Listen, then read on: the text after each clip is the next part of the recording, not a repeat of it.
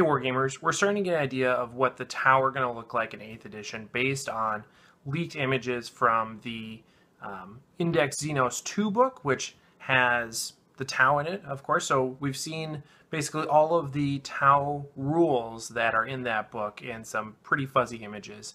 And so I just want to talk about some of the general trends that we see in there, some of the Army-specific special rules, and generally some things that we see across units and what that means for how the Army is going to play.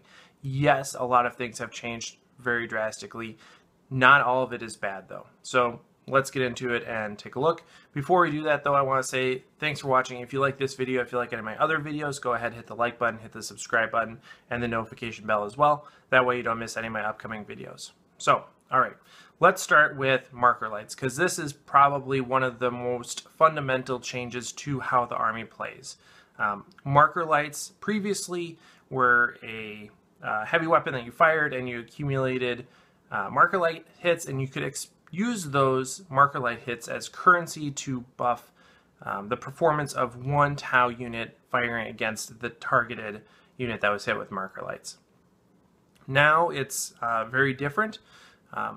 It's still fired in the same way, but the Markerlight hits cause a prescribed cumulative effect against the hit target, and it benefits all Tau models firing against that unit. So the effects are cumulative and universal. No longer is it something where you need to load up a large number of Markerlight hits on a single target just so that you can do the same thing for multiple Tau units.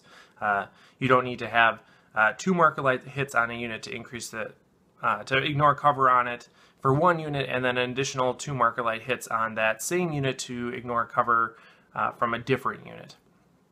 So there's that.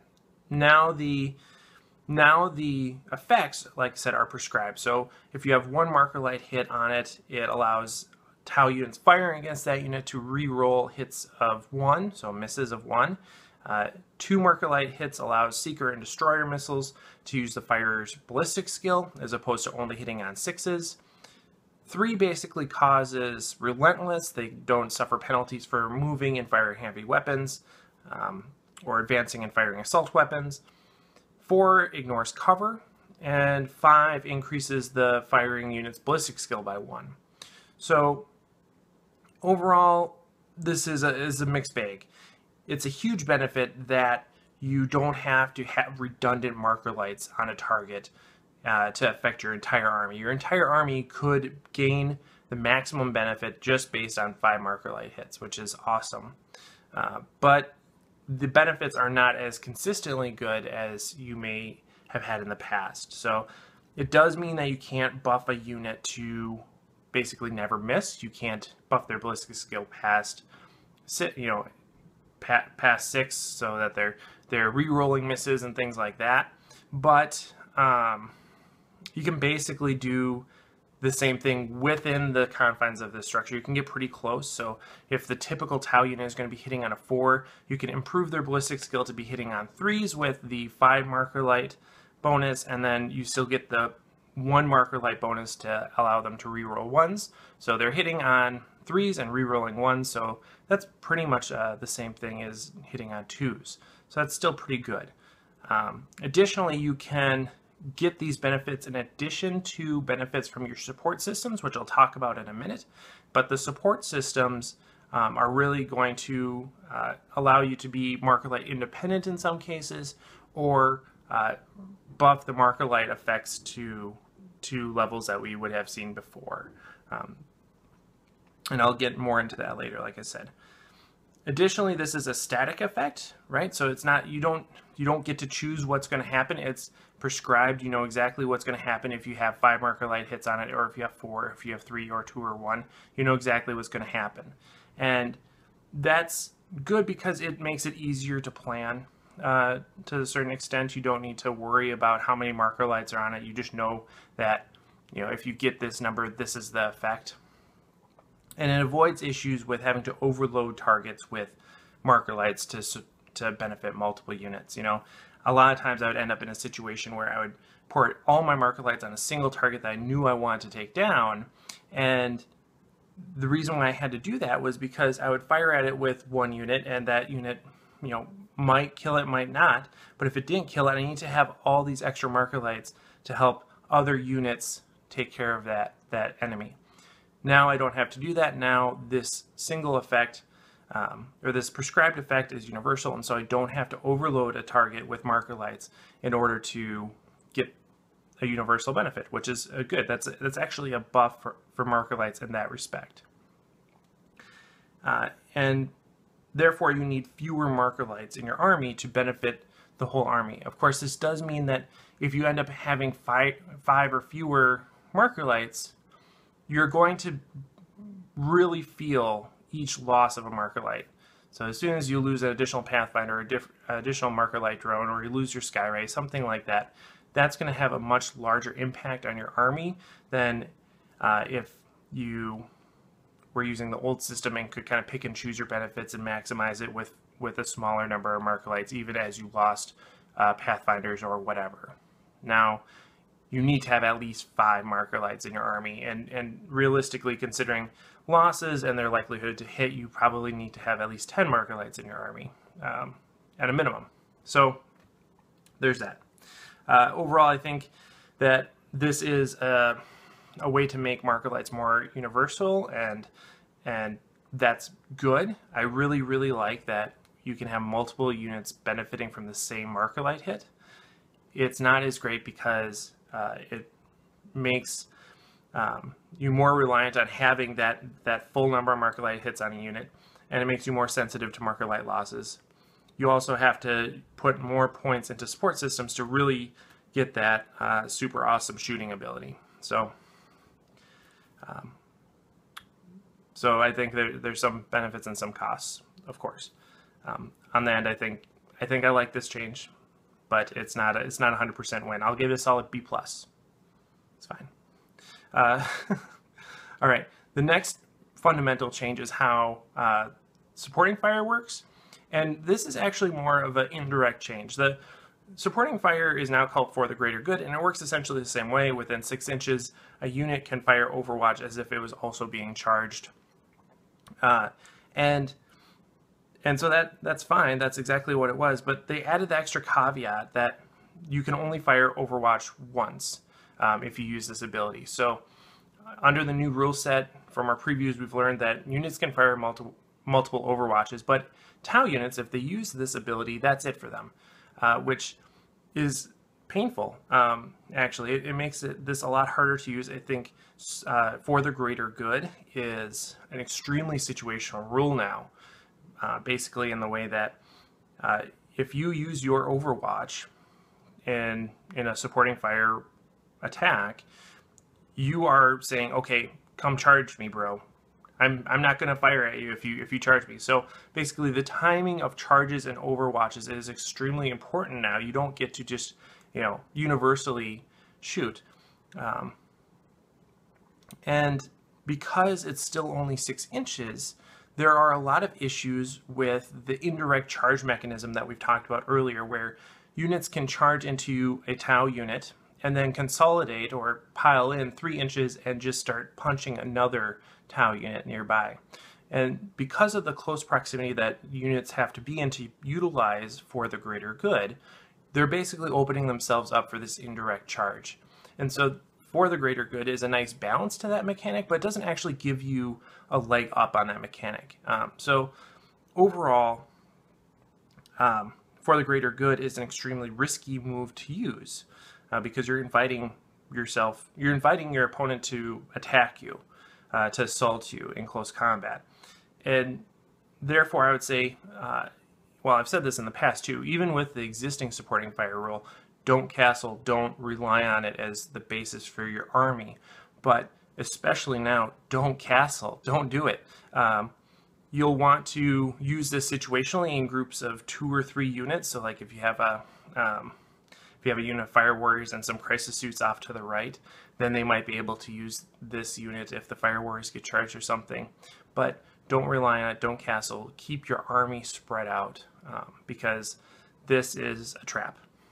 Don't fall for the trap. So yeah, the basic mechanic of supporting fire didn't change much, but the way that we're going to use it is hugely different because they didn't change it very much. They should have increased, in my opinion, they should have increased the bubble size to 12 inches or at least 8 inches or something like that. But leaving it at 6 inches makes this very difficult to employ successfully without doing more harm than good to yourself. A few other kind of observations. We noticed in earlier datasheet leaks that there's a keyword sept, which is just a tau world, and it was in brackets like it was in brackets just like chapters were for Space Marines, and we thought maybe there's some sept specific rules that might be coming out. That's not the case. They basically just say, you know, put in whatever sept you want for fluff reasons. It just delineates between Tau Empire units and Farside Enclaves units. And that's fine. Doesn't mean that they won't come out with those in the future, but you know, that's fine. So they could come out with sept-specific rules in the future, but for now, just more of a fluff aspect than anything. Jetpacks, this is another big thing that we were worried about or concerned about. We thought that maybe crisis suits were going to lose the ability to jump, shoot, jump. Still don't know exactly.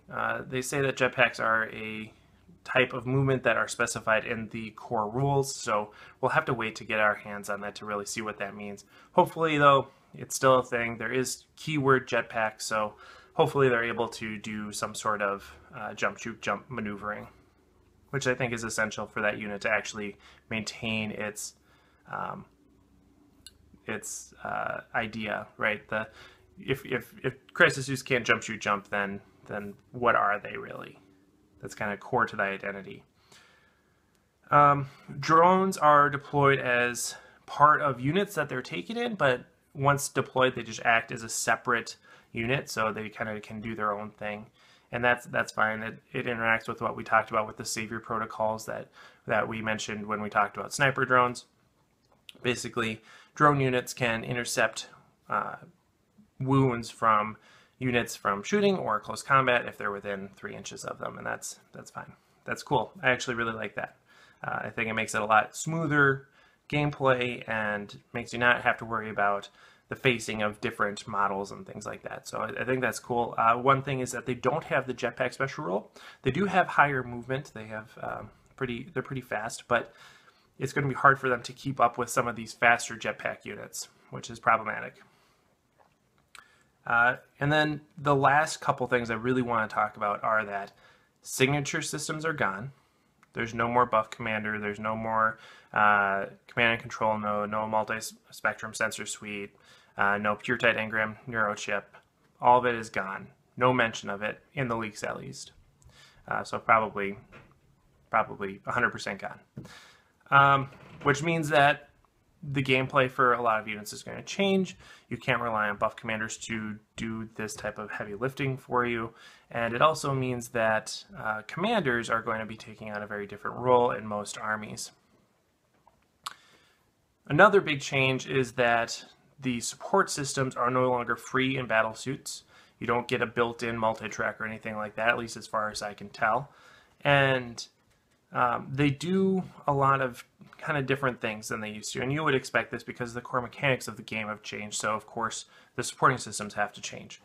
But drone controllers, stimulant injectors, they got nerfed. They basically just improve the drone's ballistic skill by 1, or allow you to have feel no pain on a 6-up instead of a 5-up, so those got nerfed. Velocity tracker now gives +1 to hit against fly units that have the keyword fly, which in some ways is good because, you know, like crisis suits have the keyword fly, but they're not flyers. So, you know, it allows you a benefit for a more diverse array of targets, which is good. One of the reasons why I rarely took velocity trackers was because I didn't know that I was definitely going to be able to use it, and it seemed like wasted points if I was going to do that. So now I'm able to take this with a little bit more confidence that it will be useful. That's good. But it's still only +1 to hit, which is not as good as you know, just using your full ballistic skill or something like that, potentially, or ignoring modifiers or something like that. Early warning override kind of a big nerf. It only works within 12 inches. And it says, this is basically that you can fire as if it was your shooting phase. It doesn't say that you can't fire again in your next shooting phase. So potentially that's a huge buff, allowing you to fire multiple times. But it's also only within 12 inches, whereas previously it was across the entire board. So, you know, it's a more localized effect. With the changes in deep strike, meaning that you basically don't scatter, you're going to expect a lot more close proximity deep strikes, and so having a smaller range on early warning override isn't a big deal necessarily, because they're going to be coming right up next to you anyway. So, you know, who cares if you have 12 inches or 36 inches or anything like that?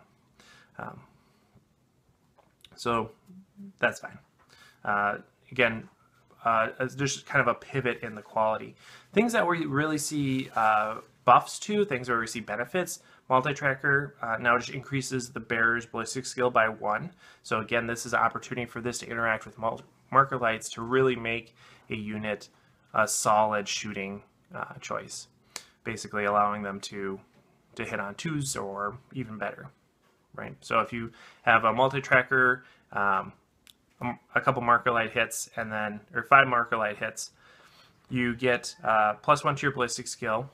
You get +1 from your ballistic skill for Markerlights, and then you get to reroll 1s. So really, you're going to be hitting on 2s and rerolling 1s.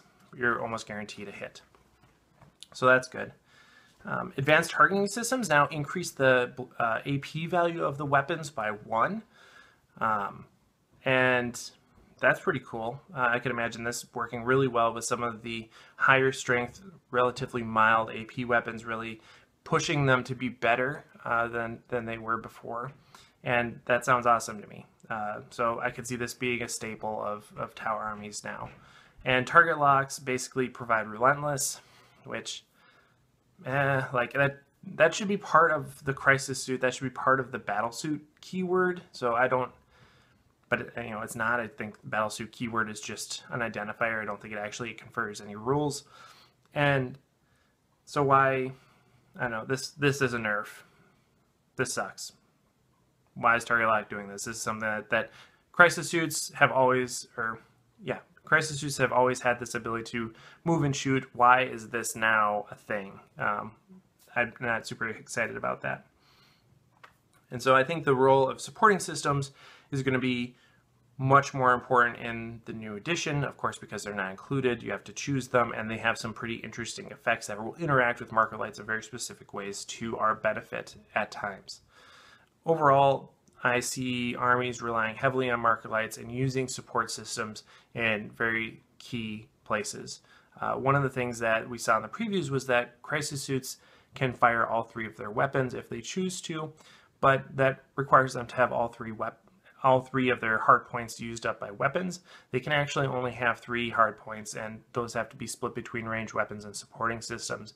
So this is kind of a callback to the older way of loading out your crisis suits, but it also means that you're going to be choosing between having these better weapons or having more weapons. And that's conceptually a cool trade-off, but you know, like the example that they gave in the preview was that you should load out your crisis suits with 2 missile pods and a flamer. Well, you can't do that if you want to take any of these support systems. So maybe, you know, I could see, you know, like 2 missile pods and a multi-tracker being really good, or 2 missile pods and a advanced targeting system being really good. But you know, that all depends on how assault heavy the game becomes. If the game becomes extremely assault heavy or really deep strike heavy, those multi-trackers are going to be worth it. So we'll have to find out. We'll have to wait and see. Overall, I think just looking at the unit entries, a lot of things that were really good, like Riptides, got notably worse. So I'm sure you're curious about Riptides. Basically, they have more wounds, but the way their Nova Reactor works is slightly different. Instead of rolling, you just automatically take a mortal wound, meaning you can't save it at all. So you lose a wound, and then you can pick one of 3 benefits now instead of 4. Basically, Ripple Fire has been abandoned because now twin link weapons just count as 2 weapons. So having a twin link weapon already fires twice, so you know the benefit of having to shoot it twice is already there. You know, you could argue that it would be still nice to fire 4 times instead of 2 times, but hey, what can you do? So you have 3 choices now, and they're basically the same as they were before, which is fine. But yeah, so overall, I think the things that were really good, like Riptides, are slightly worse. Things that were awful before are now better.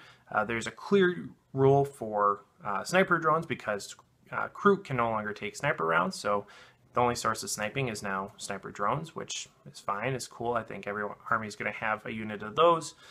Vestbit actually look pretty decent. They are pretty fast and relatively cheap, so those are things that I can get on board with. Still don't think they're going to be a huge presence on the tabletop, but time will tell. And things like fire blades, much more important. Hammerheads, much more important. So I really think the armies that we're going to see are going to be a core of fire warriors, a few fire blades because they're super cheap now too. Fire warriors, fire blades, sniper drones, hammerheads, and then an assortment of smaller suits like crisis suits or stealth suits, and then maybe a couple larger suits sprinkled in. It's not going to be this Riptide only army anymore, which is good, and I think that makes for a more enjoyable experience for everyone. So overall, a lot of things that have changed the way they work. It's going to take some time to get used to that, but I don't think it's all bad. I think there's some really good things, especially looking at Markerlights applying to the entire army. I think those things are great. So let me know what you think in the comments below, and of course, happy wargaming.